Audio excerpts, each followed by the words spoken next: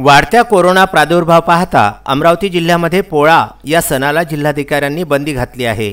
मात्र आपल्या सर्जा राजा बैलाची विधिवत पूजा, त्याला सजवून आपल्या घरीच पोळा सण साजरा करण्याची वेळ शेतकरी व शेतमजुरांवरती आलेली आहे।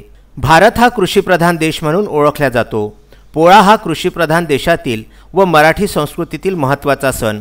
मात्र वाढत्या कोरोनाचा प्रादुर्भाव पाहता सण आणि उत्सवावर याचा परिणाम झाल्याचे दिसून येत आहे। दक्षता म्हणून सार्वजनिक सुरक्षितता जपण्यासाठी शेतकरी बांधवांनी सामूहिक पूजन न करता घरी शेतशिवारातच पोळा साजरा करा असे आवाहन अमरावतीचे जिल्हाधिकारी शैलेश नवाल यांनी केले होते। त्यातच शेतकऱ्यांनी सुद्धा शासनाच्या आवाहनाला प्रतिसाद दिलेला असून शेतकऱ्यांनी बैलांना घरीच सजावट करून आपल्या बैलांना सजविले आहे। वर्षभर शेतात राबणारा शेतकरी आणि त्याची सर्जा राजाची जोडी म्हणजेच बैलजोडी याचं अतूट असं नातं आहे। जसं आई वडिलांना त्यांची लेकरं असतात तशीच शेतकऱ्याला त्यांची बैल जीवापाड असतात। शेतकऱ्यांचा खरा सोबती, खरा साथी म्हणून त्यांची बैल ही कायम त्यांच्या सोबतच असतात। सकाळपासून आपल्या बैलाला अंघोळ घालून आणि बैलाला सजवण्यात शेतकरी व्यस्त होता, तर बैलाच्या पाठीवर देखील कोरोनाला हरवा, तोंडाला मास्क बांधा यासह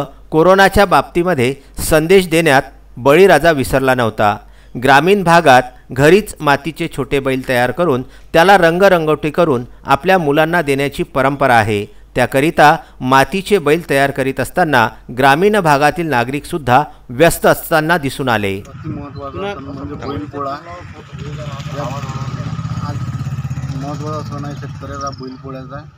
शेतकऱ्याचा बैलपोळ्याचा महत्त्वाचा सण असून जे बैल मातीचे बनवतात तो अतिशय महत्त्वाचा भाग आहे।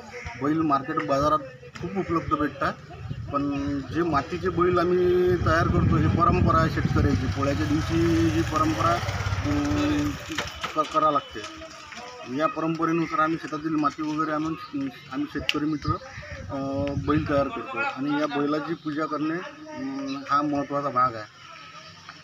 विदर्भ न्यूज करिता तिवसा येथून रामचंद्र मुंदाने आणि अमरावती येथून अजय शृंगारे यांचा हा वृत्तांत।